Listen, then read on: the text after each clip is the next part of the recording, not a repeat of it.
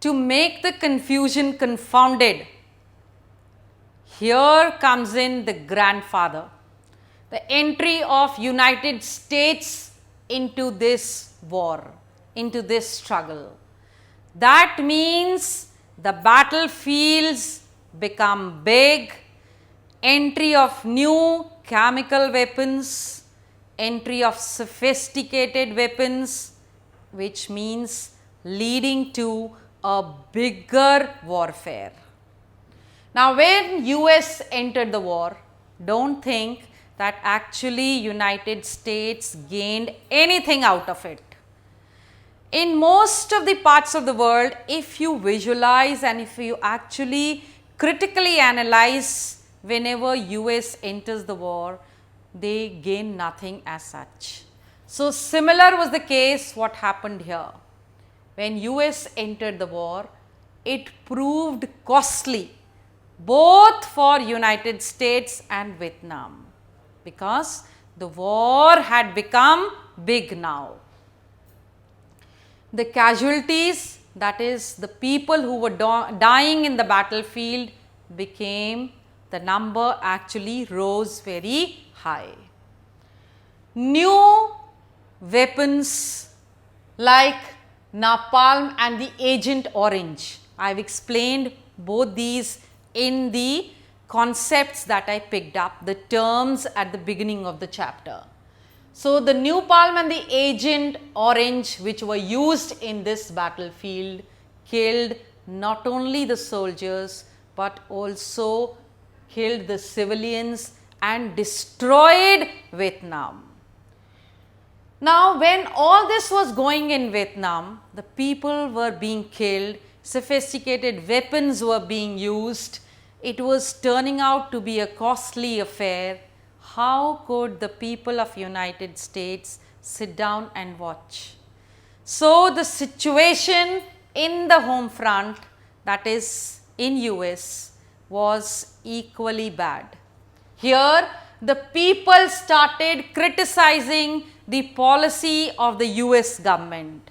They felt that it was wrong on the part of United States government to enter into the Vietnamese war. But you know, media and films can play a big role in support or against any situation.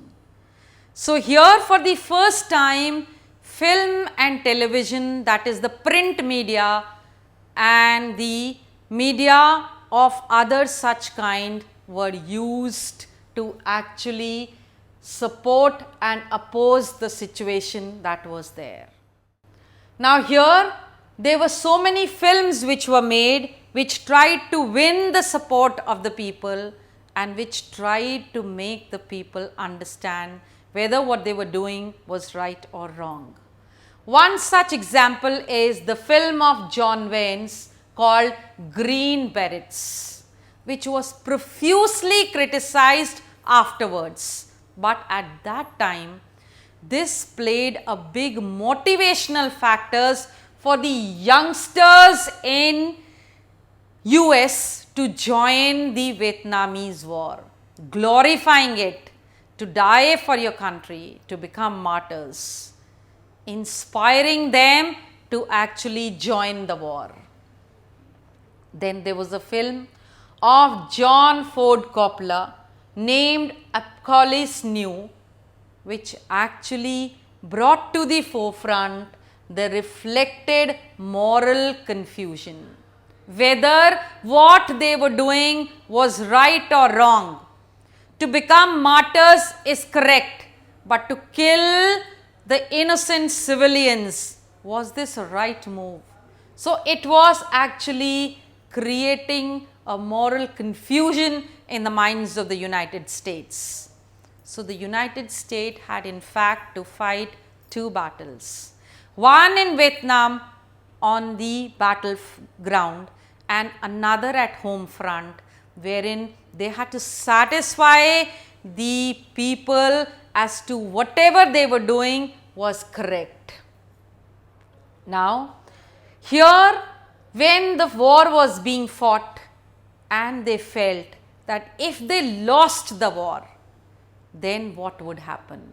So, US policy planners, they immediately understood that this is going to have domino effect. Remember the term domino effect? Domino effect is when people of other countries start taking up as your example and they pick up the way that you had in order to gain freedom. So, they felt that if US lost in this war and Vietnam becomes independent, then other countries wherever they were colonies would get motivated, would get encouragement, would actually feel that they can fight against that mighty power and become independent. Therefore, the biggest fear that came to the US policy planner was that domino effect would be started in various parts of the world. So, this was actually the entry of US into the Vietnamese war. In the next clipping, I talk about the Ho Chi Minh Trail.